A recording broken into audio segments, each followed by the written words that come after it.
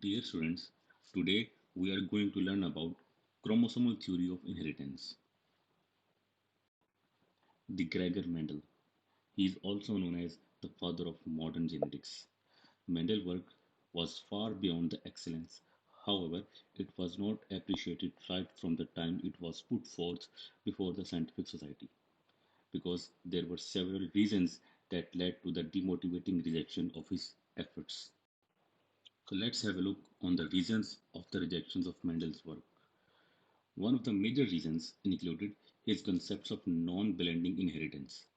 According to Mendel, genes, or factors to be precise, do not blend and that the phenotype of the offspring is similar to one of the parent. It cannot be an intermediate between two parents. However, the variations seen in the organisms in general could be explained by this concept of non-blending of parameters. Secondly, Mendel introduced mathematical calculations to explain biological processes.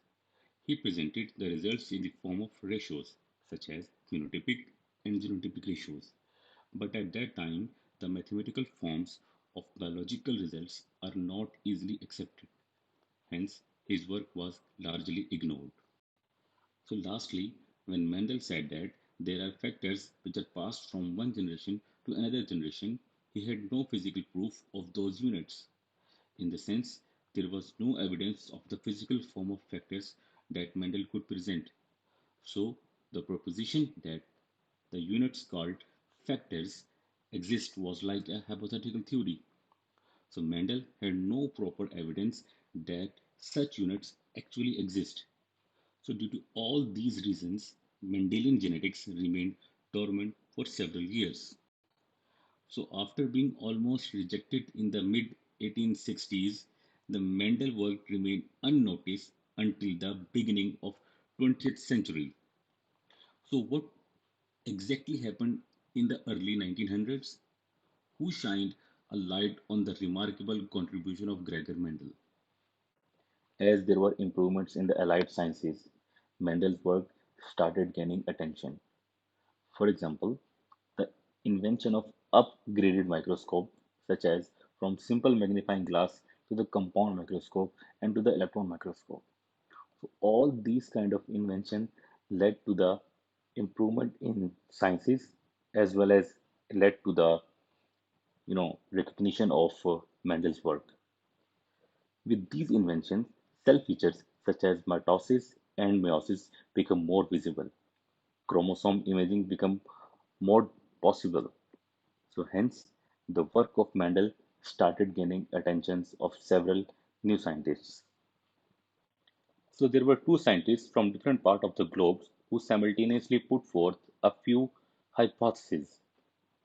These hypotheses become a theory later, which is what we are going to study now. The first scientist was named as Walter Sutton. He was an American genetist and a physician. The second one was Theodor Boveri. He was a German biologist. Walter Sutton was working on grasshopper. He found that chromosomes occur in pairs during meiosis and separate from one another during gamete formation. He put forth the assumption that a pair of chromosomes contain one chromosome from mother while the other from the father. The separation of chromosomes during meiosis may be the explanation of Mendel's law of inheritance. So this is what Sutton hypothesized. Theodor Boveri was working on sea urchins. He found that in order to have a proper embryonic development, all the chromosomal pairs have to be present in the embryo. Both these works later were combined to give us a single theory which came to be known as Boveri-Sutton theory of inheritance. Now it is also referred to as chromosomal theory of inheritance. The theory, in simple words, stated that the individual genes are found at a specific location on a particular chromosome. Also, the pattern of behavior of chromosomes during meiosis explains us the Mendel's law as why and how genes are inherited. The theory and thus laws of genetics can be explained well with the help of exactly 3 points or observations. The first point said that the chromosomes come in pairs. These are now called as homologous pairs by us. One chromosome from the pair comes from mother, while the other chromosome comes from the father. He said that factors, which are now called genes, they also come in pair.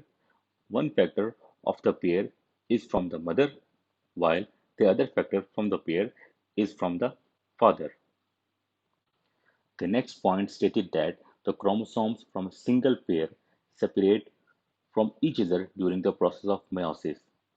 That means one chromosome will be passed to the respective gametes. This is just the simplest explanation of Mendel's law of segregation. In that law, Mendel emphasized on the separation of factors, that is allele, into gametes. The last observation of the theory states that different chromosomes assort into gametes independent of each other during the meiosis. This is what even Mendel had said in his law of independent assortment. The alleles of different genes assort independent of each other during gamete formation. So this is how the chromosomal theory of inheritance helps us to understand that genes are present on the chromosomes and also that they are the units of heredity. And you can say this is how the theory supported Mendel's work and was a useful in proving the laws of genetics that has been put forth by the Mendel.